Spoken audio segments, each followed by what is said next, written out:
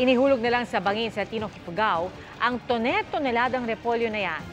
Ayon sa magsasakang si Brent Orlando Polano, inalok daw nila ang mga repolyo sa trading post sa La Trinidad, Benguet pero wala raw bumili.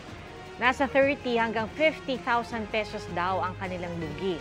At ito raw ang unang beses na nagtapon sila ng mga inaning repolyo dahil hindi na maibenta. Hindi tulad sa Ifugao, wala namang nasayang sa mga repolyo sa Benguet na ipinamahagi sa Quezon City. Libre po na ipinamigay ng isang foundation at ng LGU ang halos 5 toneladang repolyo na yan sa mga barangay, simbahan at feeding centers. Ayon sa Quezon City Food Security Task Force, binili raw ito ng foundation para matulungan at hindi malugi ang mga magsasaka. Malaking tulong yan lalo't sa ibang pamilihan gaya sa Mega Q-Mart, tumakas ang presyo ng gulay Tagalog dahil sa paghina ng ani ayon sa ilang nagtitinda. Hindi lang pala pagiging love scammer umano ang asunto ng isang lalaking naaresto sa Pampanga. Hinahanap din pala siya sa Baguio dahil ng estafa umano sa bake shop kung saan siya ang manager. Nakatutok si John Consulta, exclusive.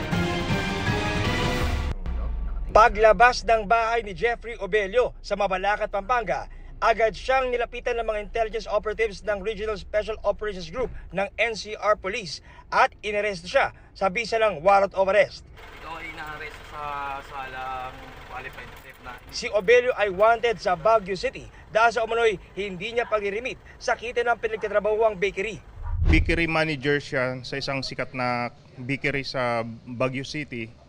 Pinagkatiwalaan siya ng may-ari at sa naging manager siya. Yung sales niya ng 5 months, hindi niya niremate. Almost 1.2 million yung nakuha niya. NCRPO ang nag-operate sa paghuli dahil may hiwalay pang reklamo sa Quezon City laban sa suspect na may kinalaman naman sa love scam. Nambibiktima raw siya ng mga miyembro ng LGBT community at mayayamang byuda. Front niya lang yung pagiging manager. Ang binibiktima niya talaga yung mga LGBT na vulnerable. Kinukuhaan niya ng mga pera, alahas at yung kondo. Pag nagtratrust na sa kanya is nililimas niya yung mga gamit. Marami siyang biktima mula Cordillera hanggang Central Luzon. Pati dito sa NCR may mga karelasyon siya na pinagdanakawan niya rin dito sa Quezon City. Kinuha na ng Baguio City Police ang suspect at dinala na sa Baguio City para harapin ang kanyang mga kaso. Wala pa ring pahayag ang suspect. Para sa GMA Integrated News, John Consulta, nakatutok 24 oras. Nagpaabot ng tulong ang Department of Migrant Workers sa mga Pilipinong nawalan ng trabaho sa New Zealand matapos magsara ang kanilang kumpanya. Ayon kay DMW Undersecretary Patricia Yvonne Kaunan, 107 OFW na ang nabigyan nila ng 1,050 New Zealand dollars, katumbas sa mahigit 35,000 pesos. Pinoproseso naman ang sa iba pa. Minomonitor na rin nila kung may gustong umuwi sa Pilipinas pero karamihan daw sa mga nawalan ng trabaho, kasama na ang kanilang mga pamilya roon. Mga buy-bust kontra droga at kampanya laban sa iligal na bentahan ng petrolyo at LPG. Paspasan po natin ang iba pang mga balita. Arestado ang 3 empleyado ng 2 LPG retail station sa Camarines Norte dahil sa pagbebenta umano nito ng mga illegal na tangke. Mahigit 70 tangke ang nakumpiska sa magkahiwalay na operasyon. Ayon sa mga naaresto, may hawak silang dokumento na nagpapatunay na lehitimo ang kanilang mga binili. Sa General Santos City naman, pinigting ng lokal na pamahalaan ang kampanya laban sa iligal na bentahan ng produktong petrolyo o takal-takal. Layo nitong matiyak ang kaligtasan ng publiko dahil posible magdulot ng peligro ang mga binibentang langis sa ganitong paraan. Halos 7 milyong pisong halaga ng umano'y shabu na nakalagay sa lalagyan ng tsaa o tibag ang nakumpiska sa buy-bust operation sa Imelda, Zamboanga, Sibugay. Arestado ang isa sa mga suspect na mahaharap sa reklamong paglabag sa Comprehensive Dangerous Drugs Act. Nakatakas naman ang isa pa. Walang pahayag ang suspect.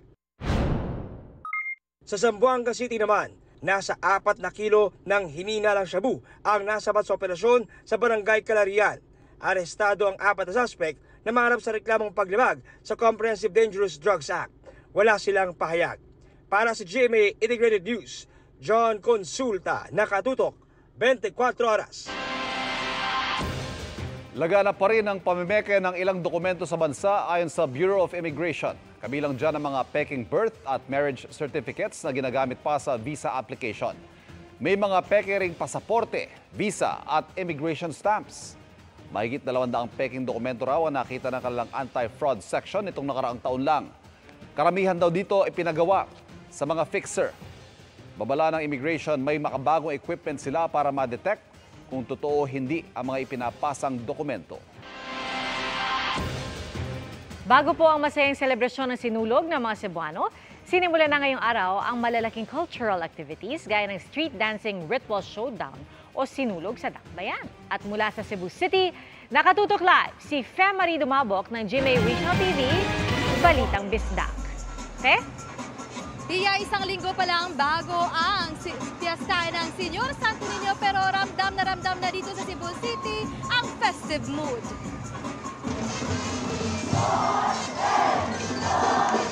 Napuno ng mga banderitas, pati ng mga batang sinulog dancers na may makukulay na mga costumes ang ilan sa mga kalsada rito sa Cebu City.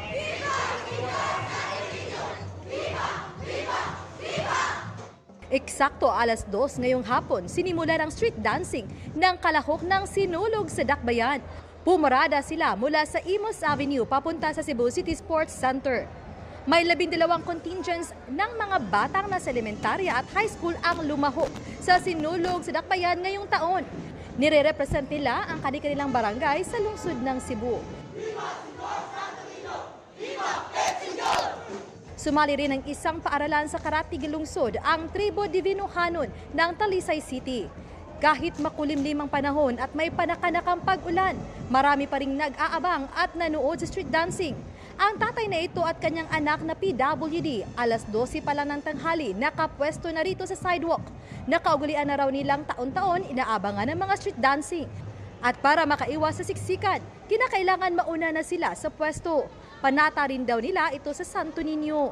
Gagawin ang ritual showdown sa loob ng Cebu City Sports Center kung saan umaga pa lang puno na ng gustong makasaksi. May bayad na 100 pesos na entrance fee. Para mapanatili naman ang kaayusan, makikita ang puwersa ng kapulisan, military, BFP at iba pang force multiplier sa daan. At lalo na sa mga corner ng pinagdarausan ng sinulog sa Dakbayan o sinulog ng lungsod.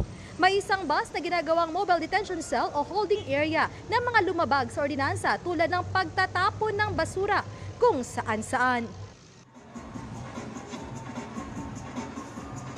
Iyan, natapos na sa kanilang 12 contingent sa kanilang pagpapakitang gilas sa ritual showdown at ngayon kasalukuyang ginagawa ang announcement of winners. Bukas naman inaasahan ang pagdagsa pa rin ng mga tao para sa sinulog sa lalawigan o probinsya kung saan ilan sa mga senador ang di umano'y dadalo at makikisaksi. At yan ang latest mula dito sa Cebu City. Balik sa inyo dyan, Pia. Pit Senyor at daghang salamat, Femari Dumabok ng GMA Regional TV, Balitang Bisdak. Balita mula sa Amerika, patay po ang mag-asawang Phil-Am matapos na salpukin ng pickup truck ang sinasakyan nilang SUV.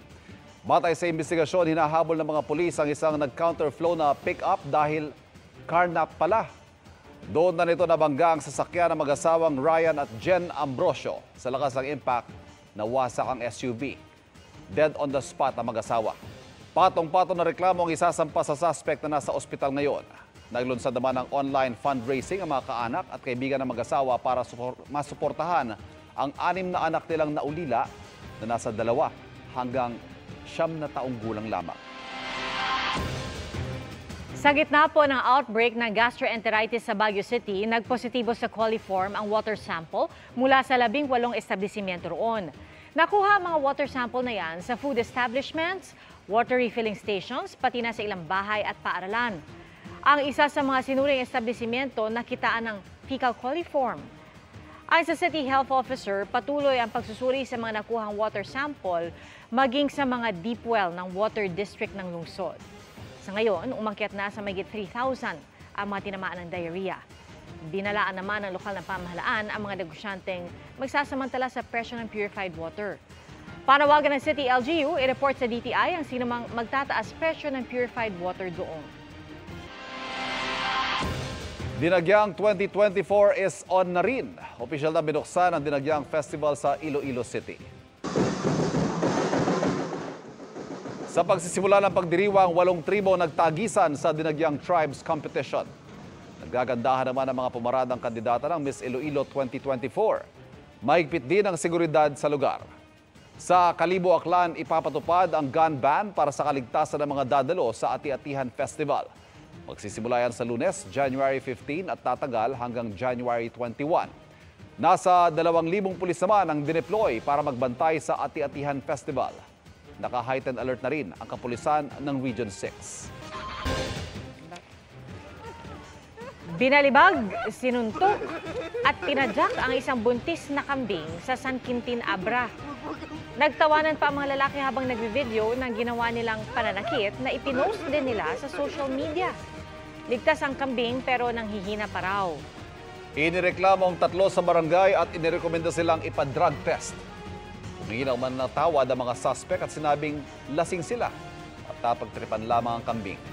Ayon sa Animal Kingdom Foundation, animal cruelty at abuse ang ginawa sa kambing na sa ilalim ng Animal Welfare Act ay may parusang kulong hanggang 1 taon at multang 30,000 pesos. Ika nga na marami ngayon, let's heal our inner child. Kung saan malayo mo nang nabibili ang mga bagay na hindi mo mabili noon. Pero payo ng mga eksperto, wala namang masama dyan, pero maghinay-hinay lang din tayo sa paggastos. Nakatutok si Bon Aquino.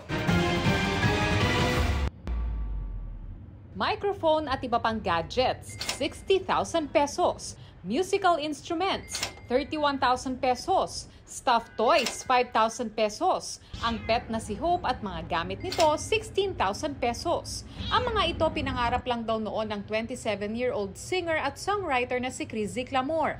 Pero ngayon nabili na niya gamit ang kanyang mga naipong pera.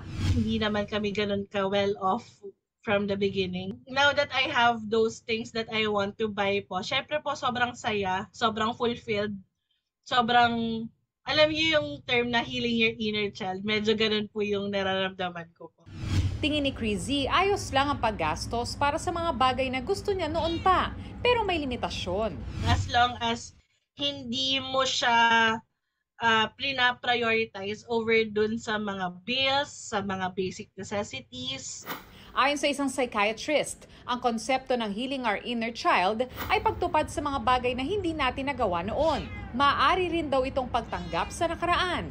Pag nakaya mo na yon at natupad mo yung pangarap mo, di ba you feel happy about it? It's not actually just material things, it's more of your accomplishments. Pagdating naman sa paggastos, payo ng NEDA. You have to moderate your wants, so that the needs of the others will be met. Para sa GMA Integrated News, Bon Aquino, nakatutok, 24 oras. Mga kapuso, asahan po ang pag-ulan sa ilang bahagi ng bansa bukas. Base sa rainfall forecast ng Metro Weather, uulanin ang ilang bahagi ng Luzon. Posible rin makaranas ng light to moderate rain sa Visayas. At sa Mindanao naman, asahan ng malalakas na ulan, lalo na sa eastern section. Magandang panahon naman ang posibleng maranasan sa Metro Manila pero hindi inaalis ang posibilidad ng pag-ulan. Samantala, makakapekto pa rin sa bansa ang hanging amihan at shear line. Magdadala yan ng maulap na kalangitan na may kalat-kalat na ulan sa ilang panig ng bansa.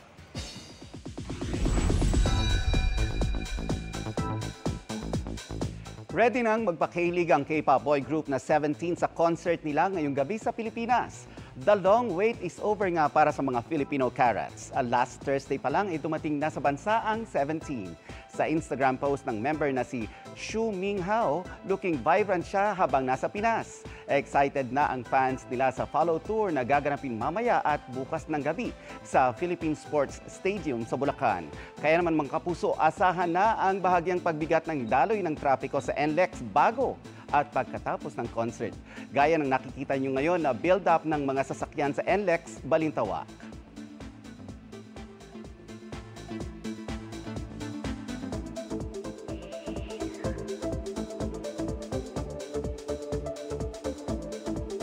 And that's my chika this Saturday night. Ako po si Nelson Canlas. Pia, Ivan?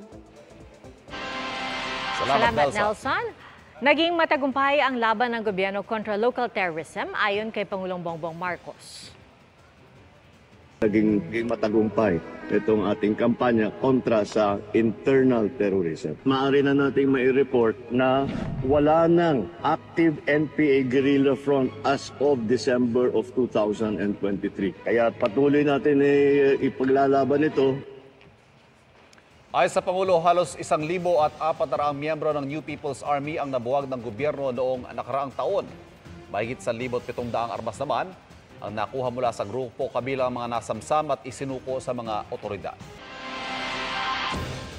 At yan po ang mga balita ngayong Sabado para sa mas malaking misyon at mas malawak na paglilingkod sa bayan. Ako po si Pia Arcangel. Ako po si Ivan Mayrina mula sa GMA Integrated News, ang News Authority ng Pilipino. Nakatuto kami 24 oras.